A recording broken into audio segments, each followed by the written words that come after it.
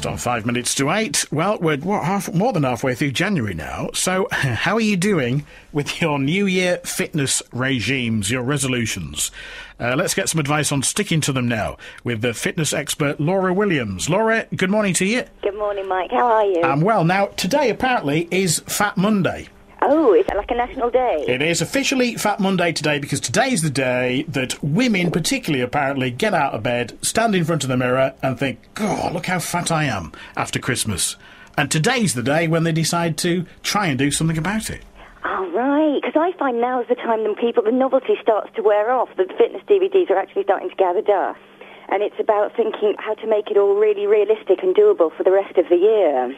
And how do you do that? Because the chances are, you might have taken out a gym membership, been twice, and now you've finished. And now you're thinking, I don't want to be queuing for a treadmill on a Monday night, thanks very much. Absolutely right.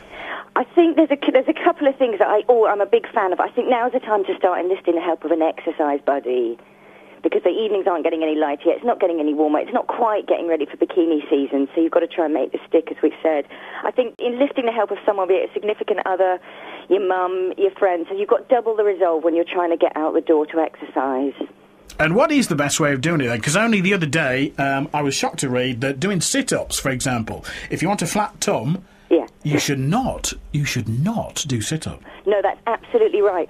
All sit-ups do, Mike, is to tone the muscle that sits underneath the fat. So what you've got to do really is get rid of the fat itself. And you do that in two ways. One is by eating less. That's a bit no one ever wants to hear. And also by aerobic exercise. And that's the stuff that gets you sweaty and out of breath. So that could be walking or salsa dancing or even paintballing or bowling. You can't lose weight paintballing. You can. How do you... What, just running about then, basically? That's what you're saying? That's exactly, it's just a fun version of the treadmill, isn't it? Yeah. And it's interval training because you're stopping, starting.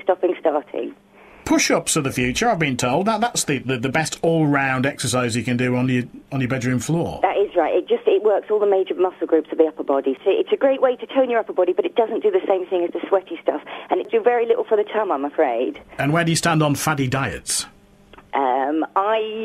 Faddy, I can't stand. I think if you eliminate any major food group, you're doing your body, your nutritional the nutritional stuff a great disservice, but also you're bound to lose weight because you're taking anything worth eating out of the equation. But the minute you revert to your old eating, which is the stuff you've really got to work on, you're going to pile it all back on. Which is what people do, isn't it? Very few people, I suspect, permanently change their diet or their lifestyle. No, exactly, which is why you've got to make it doable, which is why you've got to find a mate to work out with, discover that new salsa class, find a healthy version of your favourite takeaway. It's got to be doable, sustainable. A healthy version of my favourite takeaway? What's your favourite takeaway, Mike? Fish and chips.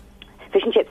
In that case, you've got to downsize it. You've got to go small chips, small fish, and lots of mushy peas. Oh, mushy peas are okay, are they? Mushy peas are the dream when it comes to your waistline. Are they? I thought that, full of additives as well, though, aren't they? Oh, well, we'll skip over the... We'll skip over the additive issue. They're high in fibre and low in fat. All right. Thank you very much indeed. Thank you, Laura Williams. Thanks, Mike. Joining us on the show this morning. So I've got to downsize my fish and chips. You know what you should do? You should do what Hugh Fernley-Whittingstall was doing during the week.